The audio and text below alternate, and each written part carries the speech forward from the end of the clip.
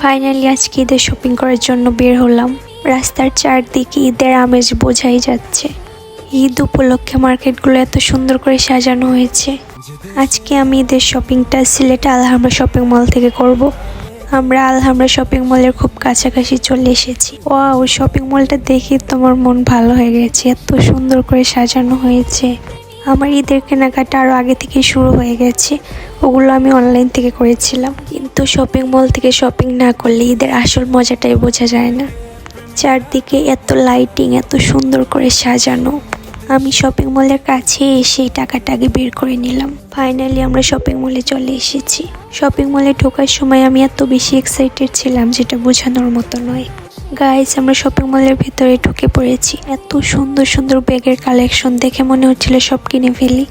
এখন আমরা 3 তলাতে যাচ্ছি ড্রেস কালেকশন দেখার জন্য।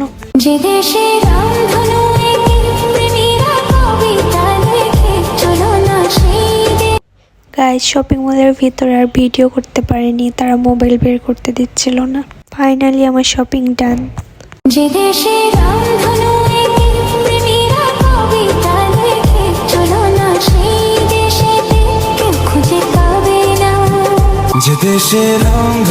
একে প্রেমীরা কবিতা লেখে, চলো না সেই দেশে কেউ খুঁজে পাবে না।